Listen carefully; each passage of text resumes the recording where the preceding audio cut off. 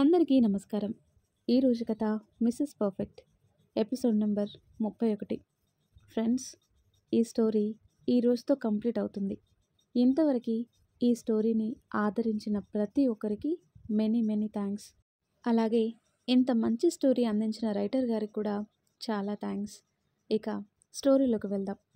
2 రోజులు సమీర దగ్గరే ఉన్నారు నరేష్, సుమిత్ర గారు. మరో 2 రోజులుండి సమీరాకి జాగ్రత్తలు చెప్పి ఇంటికి వెళ్లారు. బాస్తో మాట్లాడి సమీర ఇంట్లో ఉండి వర్క్ చేసుకునేలా మాట్లాడాడు కార్తిక్. డైలీ ఇంట్లోనే ఉండి వర్క్ చేసుకుంటుంది సమీర. సోమవారం రావడంతో కార్తిక్తో చెప్పి సమీరాని ఇంటికి తీసుకుని వెళ్లారు. సమీరాకి ఇష్టం లేకపోయినా తల్లిదండ్రుల మనసుని బాధ పెట్టలేక ఇంటికి వెళ్ళింది. కూర్చోమ్మా అని కూతుర్ని సోఫాలో కూర్చోబెట్టి దిష్టి తీసింది సరోజ. ఏంటి మా నీ చాదస్తం, ఈ రోజుల్లో కూడా ఇలా దిష్టిలు తీస్తారా అంటుంది సమీర. నీకేం తెలుసు, చిన్న పిల్లవి, నీకేం తెలీదు. ఎందుకు దిష్టి తగలదు? తగులుతుంది అని ఉప్పు ఎండుమిరపకాయలతో దిష్టి తీసింది సరోజ. తల్లి పిచ్చి ప్రేమకి తనలో తానే నవ్వుకుంది సమీర. ఒక వారం రోజులు బానే ఉంది సమీర. తర్వాత కార్తీక్ మీద బెంగతో ఇంటికి వెళ్ళిపోతానని గోల చేసింది. కూతురు పోర్పడలేక సరోజ తల కొట్టుకొని కార్తిక్కి ఫోన్ చేసింది. హలో అత్తమ్మ, చెప్పండి. ఏం చెప్పమంటావు బాబు, మీ ఆవిడిక్కడ నాకు చుక్కలు చూపిస్తుంది. రేపు సండే కదా బాబు, ఇంటికి రండి. అమ్మాయి మీ మీద బాగా బెంగ పెట్టుకుంది. సరే అత్తమ్మ, ఒకసారి తనకి ఫోన్ ఇవ్వండి. ఇస్తున్నాను బాబు అని సమీరాకి ఫోన్ ఇచ్చి బయటికి వెళ్ళిపోయింది సరోజ. హలో కార్తిక్. ఆ మాటల్లో ఎక్కడలేని సంతోషం, ఏదో తెలియని బెంగ. ఏంటి అత్తమ్మ దగ్గర నీ ప్రతాపం అంటాడు. మీకు అలా ఉంటుంది బాబు. వారం రోజులైంది మిమ్మల్ని చూసి. రేపు రండి, నాకు ఇక్కడ అసలు ఉండాలని లేదు. ప్లీజ్, రేపు మనం ఫ్లాట్కి వెళ్ళిపోదాం అని మారం చేసింది. సరే వెళ్ళిపోదాం. చెప్పు, ఎలా ఉంటుంది నీ ఆరోగ్యం? టైంకి తింటున్నావా లేదా? తింటున్నానండి. ఎక్కడున్నారు? ఆఫీస్ వర్క్ అవ్వలేదా? ఇప్పుడే ఇంటికి వచ్చాను. శాంతమ్మ నీలానే ఇల్లు అంతా నీట్గా ఉంచుతుంది. నువ్వేమీ ఇంటి మీద బెంగ పెట్టుకోకు అంటాడు. నవ్వుకుంది సమీర. జాగ్రత్త, రేపొద్దున్నే వచ్చేస్తాను సమీర, సరేనా? నువ్వు అత్తమ్మని ఇబ్బంది పెట్టకు అని జాగ్రత్తలు చెప్పి ఫోన్ కట్ చేశాడు. కార్తీక్ మాటలు విని నీరసంగా ఉండటంతో మంచం మీద నిద్రపోయింది సమీర. అమ్మా సమీర అంటూ లోపలికి వచ్చిన సరోజ గారు కూతురు పడుకోవటం చూసి బాధపడ్డారు. అన్నం కూడా తినకుండా నిద్రపోయింది. ఇది ఏమనాలి, లేచాక చెప్తాను నీ పని అని బయటికి వెళ్ళింది. మరుసటి రోజు ఎర్లీగా లేచాడు కార్తిక్. శాంతమ్మ రావటంతో ఇంటి పనంతా చేయించి మాప్ పెట్టించాడు. శాంతమ్మ, ఏంటయ్య గారు? సమీరని తీసుకుని సాయంత్రం వస్తాను. నువ్వు సాయంత్రం రావద్దు. ఎలాగూ పెద్ద పనే ఉండదు. అన్ని పనులు నువ్వు చేసావు కదా, పొద్దున్న తొందరగా వచ్చే సరిపోతుంది అంటాడు. సరే బాబు, వెళ్తాను అని శాంతమ్మ వెళ్ళగానే కార్తిక్ తాళాలన్నీ వేసి సమీర దగ్గరికి బయలుదేరాడు. దారి మధ్యలో సమీరాకి ఇటు అత్తమామలకి కొన్ని స్వీట్స్, పళ్ళు తీసుకుని కార్ స్టార్ట్ చేశాడు. కార్తిక్ వస్తున్నాడని చీర కట్టుకుంది సమీర. అతని favourite colour light pink colour, simple design ఉన్న చీర కట్టుకొని నీట్గా రెడీ అయింది. కూతురు ముఖం వెలిగిపోవటం చూసి తనలో తానే నవ్వుకుంది సరోజ. అమ్మా, మీ అల్లుడు వస్తున్నాడు కదా, ఆయనకిష్టమేనా కొబ్బరి పలావ్ చేయమ్మా. అంతేకాదు, జున్ను కూడా వండు, సాయంత్రం తింటారు. నువ్వు చెప్తే కానీ నాకు తెలియదు మరి, అల్లుడు గారికి ఇష్టమైన వంటలు చేయాలని అంటుంది సరోజ. అమ్మా, నేను చేస్తానురా, నువ్వు ముందు టిఫిన్ చేయమా అంటుంది. ఆయన రాగానే తింటానమ్మా అంది తల్లి పక్కన కూర్చుని. రాత్రి భోజనం చేయకుండా అలానే నిద్రపోయావు. ఇప్పుడు టిఫిన్ చేయను అంటున్నావు. లోపల బిడ్డ కోసం ఆలోచించవా? రాత్రి ఖాళీ కడుపుతో ఎక్కడ పడుకున్నాను? మధ్యరాత్రిలో మెలకువ వచ్చింది. లేచి పాలు, ఫ్రూట్స్ తిన్నాను. నాకు తెలుసు కదమ్మా, ఆకలి లేకపోయినా తినాలని. లోపలున్న బిడ్డని నేనెందుకు పస్తులు పెడతాను? ఆయన మరో పావుగంటలో వచ్చేస్తారమ్మా, రాగానే తింటాను అంటుంది. సరే, ఈలోపు జ్యూస్ అయినా తాగమ్మా. సరే అమ్మా అని సరోజ గారిచ్చిన జ్యూస్ తాగి కార్తీక్ కోసం సోఫాలో కూర్చొని ఎదురు చూడటం మొదలుపెట్టింది. కార్తీక్ వస్తున్నాడని సరోజ గారు కొబ్బరి పలావ్, చికెన్ కర్రీ, పాయసం చేసి మోహన్ గారికి జున్ను పాలు తెమ్మని బయటికి పంపించింది. పావుగంట కాస్త గంటైనా కార్తీక్ రాకపోయేసరికి సమీరాకి కోపం వచ్చింది. ఏంటి ఈ మనిషి ఇంకా రాలేదు, ఫోన్ చేసినా లిఫ్ట్ చేయడు, అసలేమైంది అనుకొని బయటకు వచ్చింది. అప్పుడే కార్ లోపలికి రావడంతో సమీర ముఖం వెలిగిపోయింది. కార్ పార్క్ చేసి సమీరాని చూశాడు. కార్తీక్ చిరు కోపంగా భర్త వైపు సంతోషంగా చూసింది. కాస్త బుగ్గలు లైట్గా ఒళ్ళు రావటంతో సమీర ఎంతో అందంగా ఉంది. పొద్దున్ననగా బయలుదేరావు, ఇప్పుడా వచ్చేది? లోపలికి రాగానే తన వాగుడు మొదలుపెట్టింది సమీర. ఎలా ఉన్నారు అల్లుడు గారు అంటూ పలకరించి జ్యూస్ ఇచ్చింది సరోజ. మోహన్ గారు రావటంతో జున్ను వండే పనిలో పడింది. బాగున్నారా మావయ్య? బాగున్నాం కార్తీక్, ఎప్పుడు వచ్చావు అని కాసేపు మాట్లాడి సమీర రూమ్కి వచ్చాడు. రూమ్ ఎంతో నీట్గా ఉంది. లోపలికి వచ్చిన సమీర డోర్ లాక్ చేసి కోపంగా కార్తీక్ని కొడుతూనే గట్టిగా హత్తుకుంది. అప్పా, ఏంటి రాక్షసి, ఇదేం శాడిజం? నువ్వే కొట్టి నువ్వే హత్తుకుంటున్నావు అంటాడు. ఏం చేయను, ఇంత లేటుగానా వచ్చేది? నీకేం తెలుసు, నీకోసం ఎంతలా వెయిట్ చేస్తున్నానో అంటుంది సమీర. దారిలో ట్రాఫిక్, ఏం చేయను, లేదంటే పొద్దున్నే వచ్చేవాడిని అంటూ చిరాగ్గా అనిపించటంతో షర్టు బటన్ విప్పుతూ, ఏంటి నా మీద బెంగతో బుగ్గలు తెచ్చుకున్నావా అని నవ్వుతూ అడిగాడు. ఏంటండి షర్టు విప్పుతున్నారు, బయట అమ్మా నాన్న ఉన్నారు, మీకేమైంది? వెనక్కి అడుగు వేసి భయంగా చూసింది. నేనేదో చిరాగ్గా ఉండి అంటూ ఆగి అంతలోనే నవ్వుకొని, ఈ వారం రోజులు నువ్వు నా పక్కన లేక నాకేవేవో పిచ్చి కోరికలు వచ్చాయి. ఏం చేయను, కోరికలు తీర్చుకోవాలని పనిగట్టుకొని వచ్చాను. నీకు ఇష్టమైన బ్లూ కలర్ షర్టు వేశాను అని చిలిపిగా నవ్వుతూ అన్నాడు. ఏంటి కార్తీక్ అంటుంది. అవును, ఇప్పటికే లేట్ అయింది, రా బెడ్ మీదికి అంటూ ఆమెని దగ్గరికి తీసుకున్నాడు. మీ వేషాలు నాకు తెలుసు కానీ ముందు షర్టు విప్పండి, టీషర్ట్ ఇస్తాను అని కార్తీక్ చెంపపై ముద్దు పెట్టి, బాగా ఆకలిగా ఉందండి, తిన్నాక అప్పుడు మీ కోరికలు తీరుస్తాను, అంతవరకు కాస్త ఓపిక పట్టండి మహాన్ బావా అంటుంది. చేసావులే అంటూ సమీర నెత్తిన ఒకటి వేసి డ్రెస్ చేంజ్ చేసుకుని బయటకు వచ్చాడు. టిఫిన్ చేసి ఇద్దరు సరదాగా కబుర్లు చెప్పుకున్నారు. బోర్ కొడుతుందని సమీర అనటంతో సండే కావటంతో ఆమెని సినిమాకి తీసుకొని వెళ్ళాడు. ఆ తర్వాత కట్ చేస్తే, ఏంటి సుమిత్ర, ఏం ఆలోచిస్తున్నావు? అది ఏం లేదండి, సునీత బాబుకి మనమేమీ పెట్టలేదు కదా, వాడికి మనం గొలుసు చేయించి పెడదామా అంటుంది. ఏ, నీ కూతురు మళ్ళీ ఈ కోరిక కోరిందా అంటాడు. అయ్యో, మనం ఇప్పటి వరకు వాడికి ఏం పెట్టలేదు కదా, అందుకే బంగారం పెడదాం అంటున్నాను. సరే, వాడికి అన్నప్రాసన చేస్తారు కదా, అప్పుడు గొలుసు కొందాం. కానీ ఈ బ్యాగ్ ఏంటి సర్దుతున్నావు? రేపు మనం కార్తీక్ దగ్గరికి వెళ్దామండి. ఎందుకు ఆశ్చర్యంగా అడిగారు. ఎందుకంటారేంటండి, సమీరాని ఎలానో వాడిక్కడికి పంపించాడు, నేను బలవంతం చేసినా సమీర ఇక్కడికి వస్తుంది, కానీ సునీత మళ్ళీ బుద్ధి మార్చుకుంటుంది. అన్నీ ఆలోచించి మనం అక్కడికి వెళ్ళటం కరెక్ట్ అనిపిస్తుంది. ఈ బుద్ధేదో నీకు ముందు నుంచి ఉండినా బాగుండేది కదా అంటారు. అందుకే కదా ఇప్పుడు చివర్లు తింటున్నాను. అది నిజమే, కానీ ఎన్ని రోజులు ఉంటాం అక్కడ? 5 రోజులండి, వారంలో 2 రోజులు ఇక్కడుందాం, వాళ్ళకి ప్రైవసీ ఉండాలి కదా. సమీర వండుకొని ఏం తింటుంది, అందుకే ఈ నిర్ణయం తీసుకున్నాను అంటుంది సుమిత్ర. సరే సరే, పొద్దున్నే ఎందుకు వెళ్ళటం, ఈరోజు సాయంత్రం వెళ్దాం. కానీ సమీర వాళ్ళ పుట్టింట్లో ఉంది కదండి. కార్తీక్ తనని సాయంత్రం తీసుకొని వస్తానన్నాడు. సమీరాకి ఇష్టమైన వంటలు చేయి, ఇద్దరం వెళ్దాం. ఈలోపు నేను పొలం పనులు ఎంతవరకు వచ్చాయో చూసుకొని వస్తాను. సరే అండి అని నరేష్ గారు వెళ్ళగానే సుమిత్ర కిచెన్ రూమ్కి వెళ్ళి సమీరాకి ఇష్టమైన వంటలు చేయటం మొదలుపెట్టింది. అమ్మా, ఏం చేస్తున్నావు అంటూ రవితో కలిసి లోపలికొచ్చింది సునీత. అమ్మా, ఏం చేస్తున్నావు, ఎక్కడున్నావు, హాల్లో అరుస్తూ అంది. అబ్బా, చెవి కోసిన మేకల్లా ఎందుకే అరుస్తావు, వస్తున్నాను అంటూ బయటకు వచ్చి, అల్లుడు గారు రండి కూర్చోండి అని మర్యాదలు చేసింది. ఏం లేదమ్మా, మామూలుగానే వచ్చాం, బాబుకి మందులు తీసుకొని వెళ్తున్నాం. అవునా, ఇద్దరు టిఫిన్ చేసి వెళ్ళండి. లేదత్తమ్మా, టైం లేదు. ఏంటి మీరు హడావిడిగా ఉన్నారు? ఏం లేదల్లుడు, సాయంత్రం సమీర దగ్గరికి వెళ్తున్నాను అనే విషయం చెప్పింది సుమిత్ర. అంతా విన్న సునీత ముఖం మాడిపోయింది. కానీ రవి మాత్రం మెచ్చుకోలుగా చూశాడు. మంచి పని అత్తమ్మా, ఆ పని చేయండి. సమీరాకు కూడా మీ మీద నమ్మకం వస్తుంది అంటాడు. తనకి నమ్మకం వచ్చినా రాకపోయినా పర్వాలేదల్లుడు, తను నా కోడలు.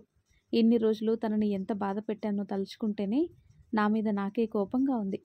అందుకే ఈ రకంగా అయినా నేను చేసిన తప్పును సరిదిద్దుకోవాలనుకుంటున్నాను అంటుంది సుమిత్ర.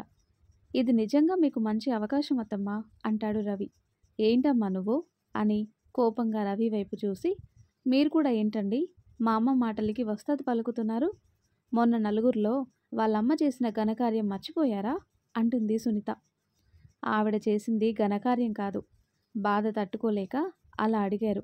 అయినా మీ అమ్మ సమీర ఎన్నో పడతారు. ఈ పుట్టింటి విషయాలు నువ్వెందుకు కలగజేసుకుంటున్నావు? అత్తమ్మ, దీని సంగతి తెలిసిందే కదా. ఇకపై మీరు ఇంటి విషయాలు ఏం చెప్పకండి. చెప్పినా వేస్ట్. ఇది మారదు. దీని బుద్ధి మారదు. దీనికి గుండెల నిండా ఎద ఎక్కువ అంటాడు. భర్త మాటలకి కోపంగా చూసింది సునీత. అత్తమ్మ, టైం అవుతుంది, వెళ్తాం. ఒక్క నిమిషం అల్లుడు అని లోపలికి వచ్చి 3000 పట్టుకొని బయటకు వచ్చింది. సునీత ముఖం కోపంగా ఉండటం చూసి సుమిత్ర మనసులోనే తల కొట్టుకుంది. అల్లుడు, బాబు మందుల కొంచెం అంటుంది. ఏంటత్తమ్మా మీరు ఇలా డబ్బులు ఇస్తున్నారు? నా దగ్గర ఉన్నాయి. అంతగా లేకపోతే నేనే అడుగుతాను, కానీ మీరు మాత్రం ఇలా డబ్బులు ఇవ్వకండి అంటాడు. అలా అనకు రవి, నీకు మాత్రం ఎలా వస్తాయి చెప్పు. తీసుకో రవి అని రవి వద్దు అని చెప్తున్నా 3000 చేతిలో పెట్టింది. సునీత కోపంగా ఆ డబ్బు తీసుకుని సుమిత్ర చేతిలో పెట్టి, నీ డబ్బులేమీ మాకు అవసరం లేదు. నా మొగుడిప్పుడు కంపెనీకే మేనేజర్, 1,50,000 జీతం. నా మొగుడు తెచ్చిన పాటు మాకు సరిపోతుంది. నీ దయా దాక్షిణ్యం మాకు అవసరం లేదు. వెళ్తున్నావు కదా నీ కోడల దగ్గరికి, తనకేమన్నా పట్టుకొని వెళ్ళు. ఈ మధ్యన బాగానే ఇస్తున్నావు కదా, బంగారపు గాజులు, కొత్త చీరలు, వంటలు చేసి పట్టుకొని వెళ్ళటం. కూతురు ఏమైపోయినా పర్లేదు మీకు, కోడలు మాత్రం బాగుండాలి. పదండి వెళ్దాం అని కోపంగా అంది సునీత. ఏంటి సునీత ఆ మాటలు? మాటలు కాదమ్మా, నాకు అంతలా కోపం వస్తుంది నీ మీద. ఈ మధ్యన చూస్తున్నాను కదా, నువ్వు కోడల్ని కూతురు కంటే ఎక్కువగా చూస్తున్నావు కదా అంటుంది సునీత. నీ బుద్ధి ఇంతే కదే, మూసుకొనిరా, లేదంటే బిడ్డ తల్లి అన్న విషయం మర్చిపోయి 4 పీకుతాను, అర్థమైందా అంటూ రవి సునీత చేతిని పట్టుకొని లాక్కొని వెళ్ళాడు. సుమిత్ర తల వదిలించుకొని సోఫాలో కూర్చుంది. ఏం చెప్పాలి దీనికి, అసలు ఎందుకు ఇలా ప్రవర్తిస్తుంది? దీని మాటలు నాకెప్పుడూ ఉండేవే అనుకొని సమీరాకి ఇష్టమైన దమ్ బిర్యానీ, గుత్తొంకాయ కర్రీ, పులిహార, బెల్లం గారెలు అన్నీ వండి బ్యాగ్లో సర్ది పక్కన పెట్టి, కాస్త పులిహోర, బిర్యానీ కర్రీ ఒక పెద్ద బాక్స్లో అన్ని సర్ది మంగాదేవికి పట్టుకొని వెళ్ళింది. ఆ తర్వాత కట్ చేస్తే సరోజ మోహన్ గారికి చెప్పి సమీర, కార్తిక్ ఇంటికి వచ్చారు. సాయంత్రం 4 అయింది. రాగానే ఇద్దరు స్నానం చేసి కాఫీ పెట్టుకొని తాగారు.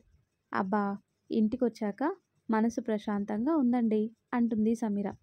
నీకు ఇల్లు ఏమైపోతుందనో అని బెంగ, ఆ విషయం నాకు తెలుసు. చూడు, నువ్వు లేకపోయినా ఇల్లంతా నీట్గా ఉంచాను.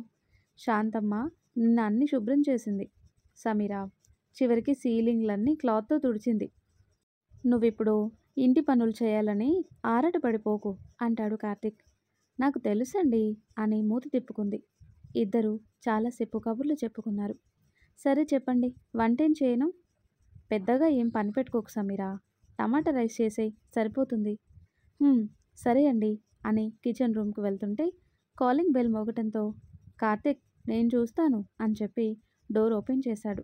ఎదురుగా నరేష్ గారు, సుమిత్ర. ఏంటమ్మా సడన్ సర్ప్రైజ్ అని ఇద్దరిని హత్తుకున్నాడు. అత్తమ్మ మామయ్య రాగానే సమీర ముఖంలో ఆనందం. ఎలా ఉన్నారు మావయ్య? అత్తమ్మ లోపలికి రండి అని వాళ్ళకి జ్యూస్ ఇచ్చింది. ఇద్దరు జ్యూస్ తాగి రిలాక్స్ అయ్యారు. సమీర వంట చేసేయి, ఇద్దరూ జర్నీ చేసి అలసిపోయి వచ్చారు కదా, నేను నీకు హెల్ప్ చేస్తాను అంటాడు కార్తిక్. ఏంట్రా కోడల్ని వంట చేయమంటున్నావు? సమీర, నువ్వేమీ వంట చేయాల్సిన పని లేదు, నీకు ఇష్టమైన వంటలన్నీ చేసి తెచ్చాను అని బ్యాగ్ ఓపెన్ చేసి డైనింగ్ టేబుల్ మీద వంటలన్నీ సర్దుతూ మొదటిసారి అత్తగారి ప్రేమని చూసిన సమీరాకి ఆనందం కలిగింది. అత్తమ్మ ఇవన్నీ నాకోసమే చేశారా అంటుంది. అవునరా, ముందు తిను, వేడిగా ఉంటాయి అని హాట్ బాక్స్లో పెట్టాను అని తనే ప్లేట్లో వడ్డించి సమీరాకి తినిపించింది. కార్తీక్ ఆనందం అంతా ఇంత కాదు. అమ్మా నీ కోడలికేనా? నాకు తినిపించు అంటాడు సుమిత్ర పక్కన కూర్చుంటూ. చూసారా అత్తమ్మ, నాకు తినిపిస్తున్నారని మీ అబ్బాయి కుళ్ళు అని వెక్కిరిస్తూ అంది. అలా ఏం కాదు. ఏ, అంతా నువ్వు తింటావా? తినవు కదా, కాస్త నన్ను తినని అని కార్తిక్ వాళ్ళమ్మ చేత గోరుముద్దలు తిన్నాడు. కుటుంబమంతా ప్రేమగా ఆనందంగా ఉండేసరికి నరేష్ గారి కంట్లో చిరుతడి అలుముకుంది. ఉన్న 5 రోజులు సుమిత్ర సమీరాని జాగ్రత్తగా చూసుకుంది. కోడలికి నచ్చిన వంటలన్నీ చేసి పెట్టింది. పైగా సమీరాని ఏ పని చేయనిచ్చేది కాదు. ఆ 5 రోజులు సమీర అత్తగారితో టైం స్పెండ్ చేస్తూనే ఆఫీస్ వర్క్ చేసింది. అలా ప్రతి వారం సుమిత్ర సమీర దగ్గరికి రావటం, నచ్చిన వంటలు చేయటం అన్నీ చేసి పెట్టేది. తల్లి కోడల్ని బాగా చూసేసరికి సునీత ఓర్చుకోలేకపోయింది. పుట్టింటికి రావటం మానేసి తన సంసారం తన లోకం అన్నట్టు ప్రవర్తించేది. కాలం ఎవరి కోసం ఆగదు కదా. సమీరాని ఇటు అత్తింటి వాళ్ళు, పుట్టింటి వాళ్ళందరూ బాగా చూసుకున్నారు. టైంకి ఫుడ్ తీసుకోవటం, మందులు వేసుకోవటంతో సమీర బరువు పెరిగి కాస్త ఒళ్ళు చేసి ఎంతో అందంగా ఉంది. పురుడు సమయం దగ్గర పడటంతో సరోజ, మోహన్ గారు సమీరాని పుట్టింటికి తీసుకొని వెళ్లారు. సమీర పుట్టింటికి వెళ్ళగానే కార్తీక్ వర్క్లో బిజీ అయ్యాడు. ఫ్లాట్లో ఉంటే ఎక్కువ సమీర గుర్తొస్తుందని ఆఫీస్లోనే ఎక్కువ టైం స్పెండ్ చేసేవాడు. ఆ రోజు ఇంపార్టెంట్ మీటింగ్ కావడంతో ఎర్లీగా ఆఫీస్కి వెళ్ళాడు. మీటింగ్ పూర్తి చేసుకుని బయటకు వచ్చి మొబైల్ చూశాడు. మోహన్ గారి దగ్గర నుంచి 4 మిస్డ్ కాల్స్ రావడంతో వెంటనే కాల్ చేశాడు. హలో మామయ్య. బాబు, అమ్మాయిని హాస్పిటల్లో జాయిన్ చేశాం. తనకి నొప్పులు వస్తున్నాయి. నేనిప్పుడే బయలుదేరుతాను మావయ్య అని ఫోన్ కట్ చేసి బాస్కి విషయం చెప్పి హాస్పిటల్కి బయలుదేరాడు కార్తిక్. ఇటు సుమిత్ర, నరేష్ గారు విషయం చెప్పగానే హాస్పిటల్కి చేరుకున్నారు. విషయం తెలియటంతో మంగాదేవి, రవి కారులో హాస్పిటల్కి వచ్చింది. సుమిత్ర సరోజకి ధైర్యం చెప్తుంది. లోపలికొచ్చిన మంగాదేవి రవిని చూడగానే బాధపడింది.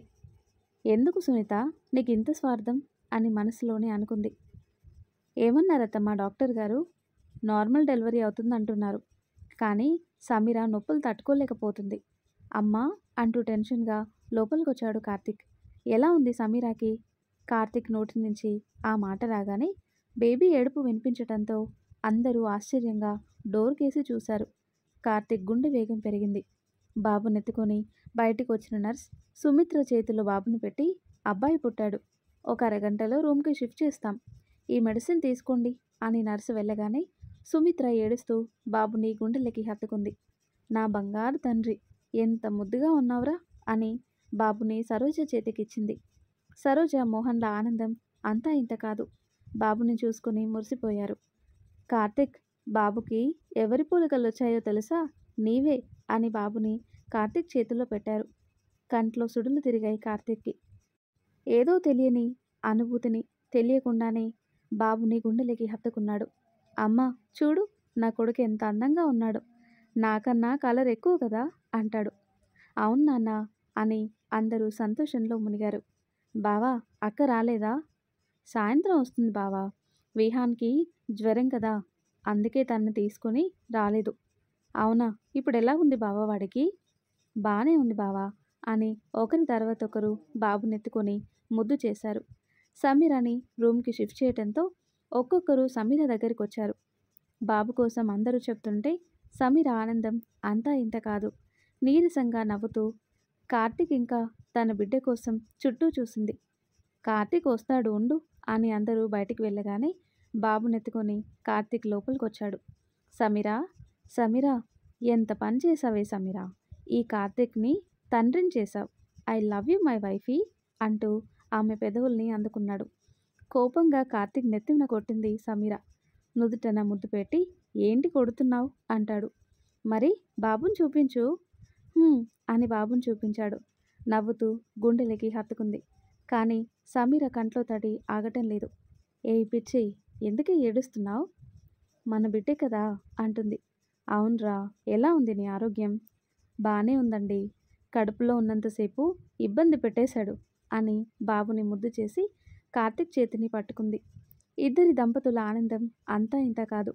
సునీత అరిచి గోల చేయటంతో విహాన్ని మంగాదేవికిచ్చి బాబుని చూడటానికి వచ్చింది సునీత. ఎర్రగా, బొద్దుగా, ముద్దుగా ఉన్న మేనల్లుడిని చూసి మురిసిపోయింది. సమీరా, వీడికి నీ పోలికలు ఒక్కటి కూడా రాలేదు. అన్నీ మా తమ్ముడివి వచ్చాయి అని సునీత అనగానే సమీర మనసులోనే నవ్వుకుంది. తన వదిన మనస్తత్వం తెలిసి. ఆ తర్వాత కట్ చేస్తే 6 సంవత్సరాల తర్వాత. అబ్బబ్బా! నీతో వేగలేక చస్తున్నాన్రా. లేస్తావా? స్కూల్ టైం అవుతుంది. లేదంటే వీపు విమానం మోత మోగుతుంది అంటూ లోపలికొచ్చింది సమీర. అబ్బా ఏంటమ్మా నువ్వు? ఎప్పుడు కళ్ళ వచ్చినా డిస్టర్బ్ చేస్తావు. ఒక 10 మినిట్స్ అమ్మా. కళ పూర్తవగానే నేను స్నానం చేసి బయటకు వస్తాను. అప్పటి వరకు నన్ను డిస్టర్బ్ చేయకు అన్నాడు కార్తిక్ ముద్దుల కొడుకు అయాన్. రేయ్, నీకు ఈ మధ్యన డ్రీమ్స్ ఎక్కువ అవుతున్నాయి కదా? అదేంటో అమ్మా, పడుకుంటే చాలు అందరూ నా కలలోకి వస్తారు.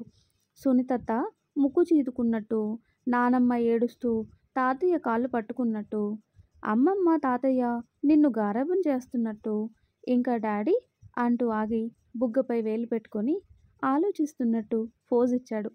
ఏంట్రా, ఏం మాట్లాడకుండా సైలెంట్గా ఉన్నావు? చెప్పు, డాడీ కోసం ఏం కల వస్తుంది? అయాన్ పక్కన కూర్చుని అడిగింది సమీర. డాడీ నీకు ముద్దు పెట్టినట్టు కలొచ్చిందమ్మా అంటాడు.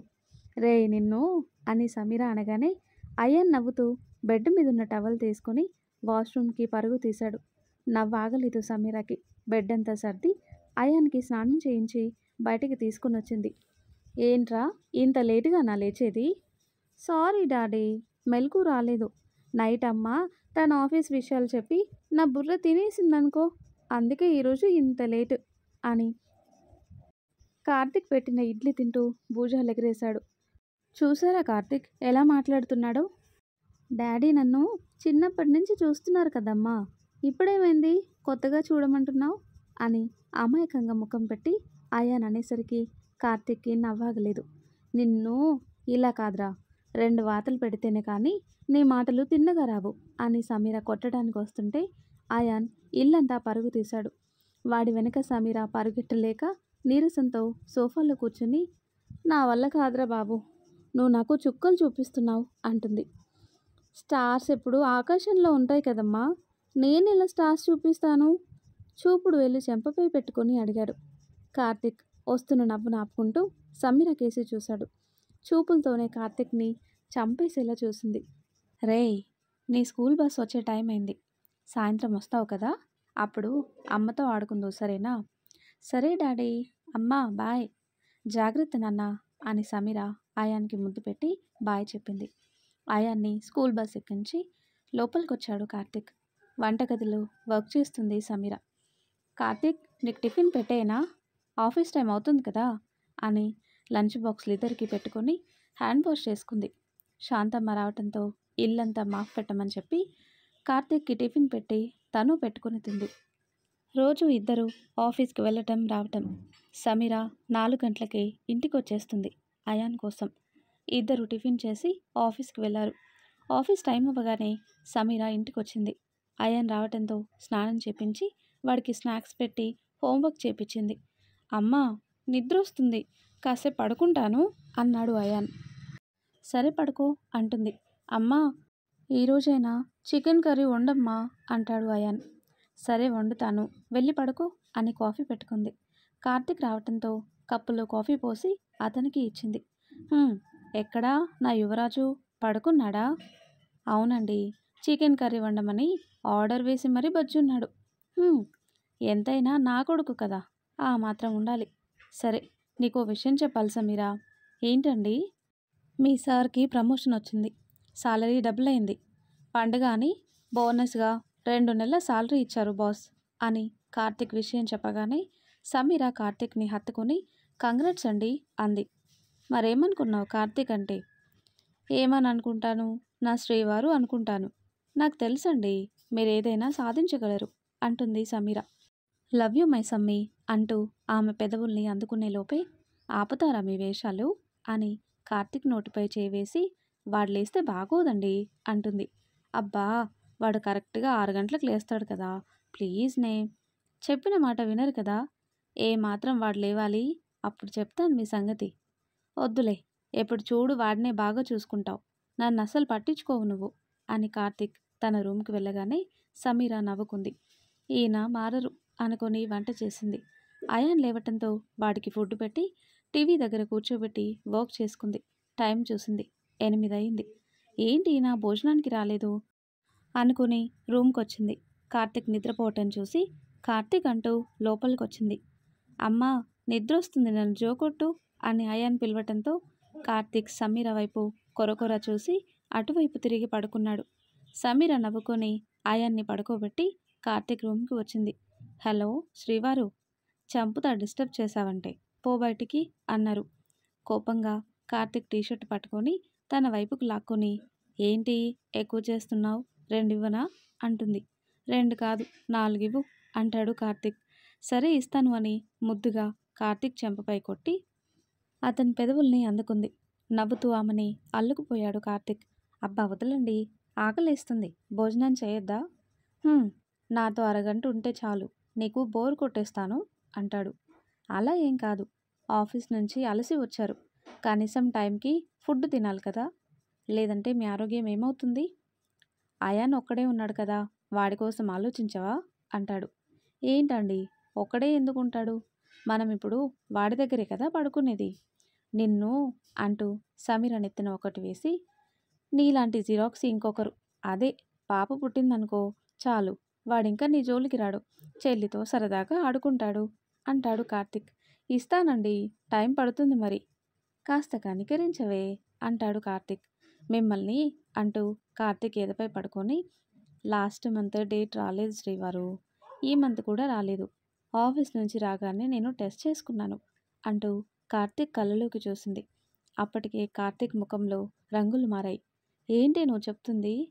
అవును అంటూ సమీర సిగ్గుపడగానే కార్తిక్ ఆనందం అంతా ఇంత కాదు. నవ్వుతూ ఆమె పెదవుల్ని అందుకున్నాడు.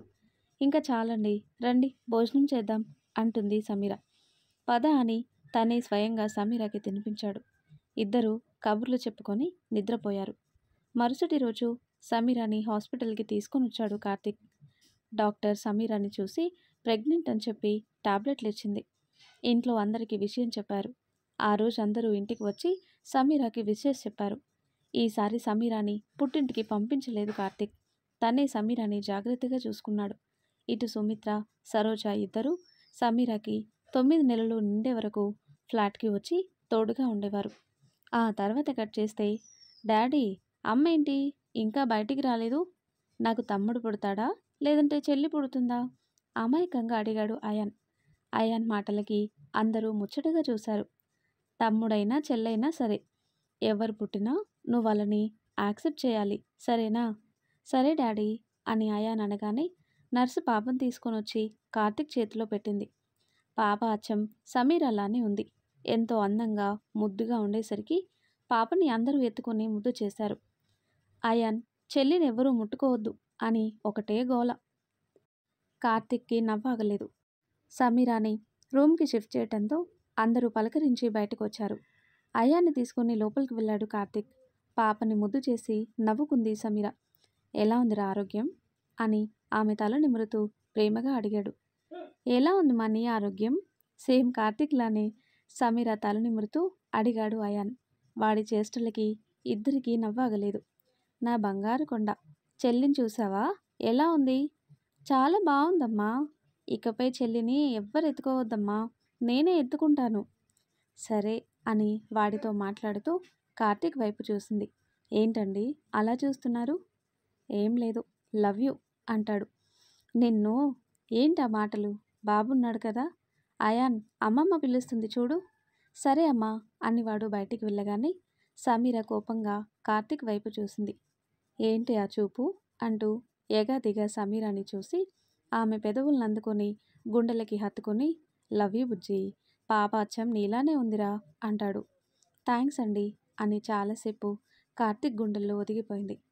నాకు తెలుసు, నేను బయటికి వెళ్ళగానే నువ్వు అమ్మని హత్తుకుంటావని అంటూ లోపలికొచ్చిన అయాన్ని చూడగానే ఇద్దరూ నవ్వుకున్నారు. సమీర, కార్తిక్ ఎప్పుడూ సంతోషంగా ఇలాగే ఉండాలని మనము కోరుకుందాం. ఇంతటితో ఈ కథ సమాప్తం. మరొక ఇంట్రెస్టింగ్ స్టోరీతో మళ్ళీ కలుద్దాం. అప్పటి వరకు వింటూనే ఉండండి మన మూగ మనసు channel stories. Thanks for watching.